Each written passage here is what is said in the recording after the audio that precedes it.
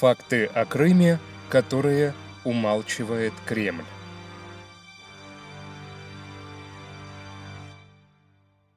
К истории передачи Крыма в состав Украины Никита Хрущев, которому приписывают этот якобы подарок с барского плеча Киеву, на самом деле официально не имеет никакого отношения.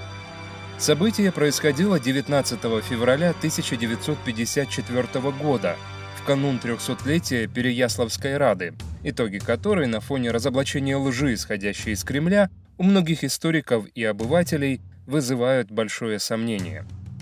А к этому времени Хрущев еще самолично ничего не решал, хотя и был первым секретарем КПСС с сентября 1953 года.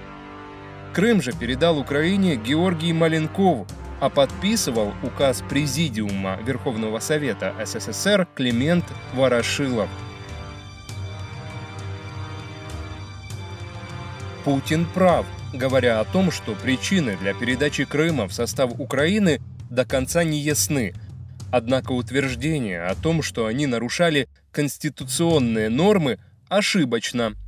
В 1954-м Хрущев еще не обладал всей полнотой власти и был вынужден получить одобрение партийной верхушки.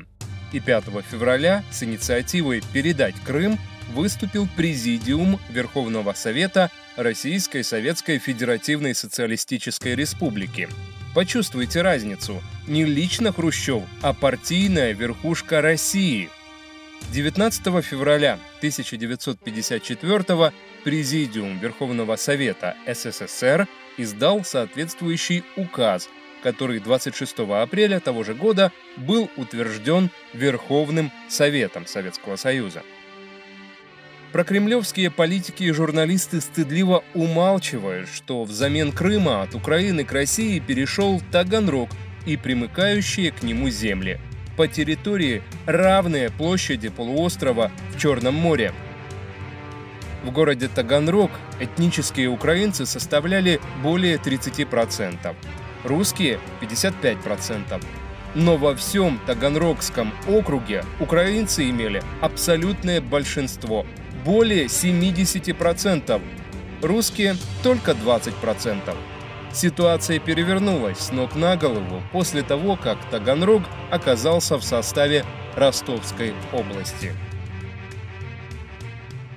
Киев получил взамен богатых черноземных районов засушливую солончаковую степь без воды, какого-либо намека на орошение, без электричества и энергоресурсов.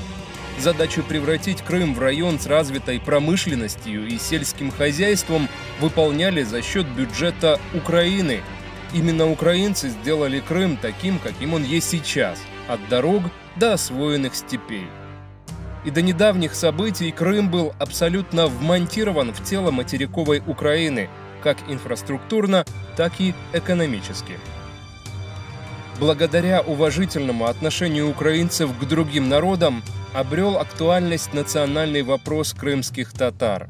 Насильственно депортированные из своих земель сталинской репрессивной машиной, этот народ не только вернулся на историческую родину, но и получил гарантии и возможность развития своей культуры и самобытности.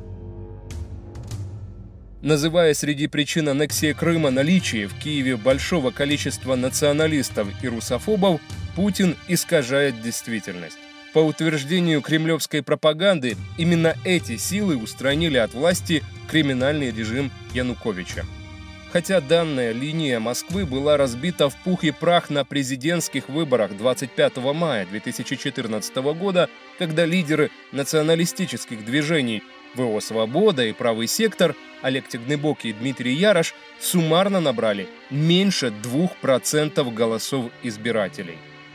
Во время аннексии Крыма Россия грубо нарушила международное право, проведя референдум в обход Конституции Украины, закрыв глаза на то, что так называемое голосование проводилось в спешке, без наблюдателей ОБСЕ, независимой прессы под дулами пулеметов. Лживость результатов референдума не вызывает сомнений ни у одного здравомыслящего человека. Вспомним, как аналогичный результат в мае нарисовали счетные комиссии террористических организаций ДНР и ЛНР.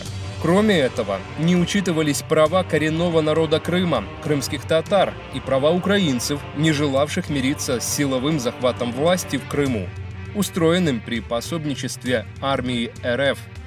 Людей, которые противились российской оккупации, и независимых журналистов похищали, избивали и запугивали подкупленные Москвой местные криминальные элементы, чеченские наемники и казаки.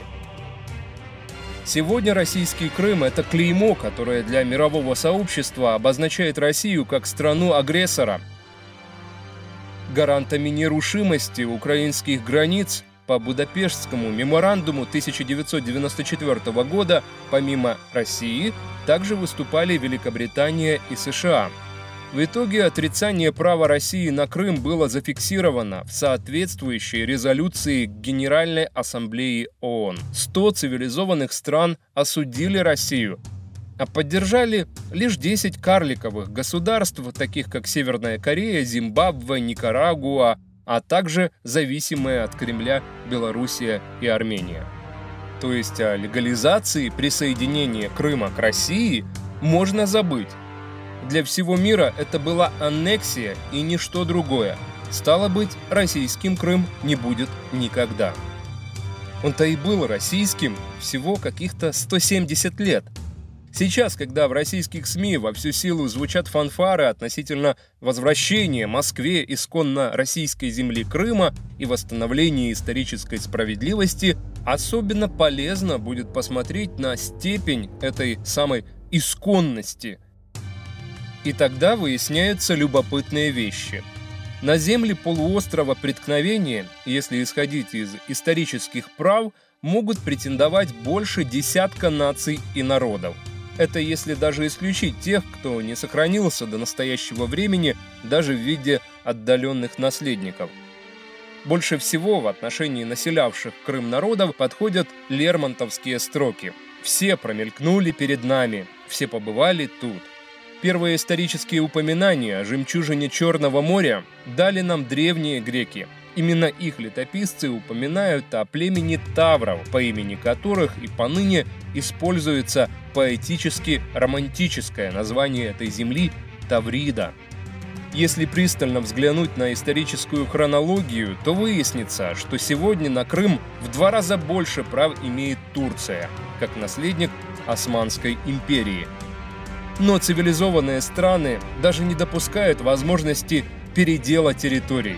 Поэтому абсолютно права представитель Нигерии в Совете Безопасности ООН, которая дала точную характеристику нынешней российской власти. Ваши представления о сферах влияния коренятся в XIX веке и не работают в современном мире. Современный мир намного сложнее. В этой фразе кроется смысл и причины происходящего. Кто-то очень заигрался в реконструкцию прошлого, использовав жителей Крыма в качестве пешек для своей геополитической игры, изначально обреченной на провал.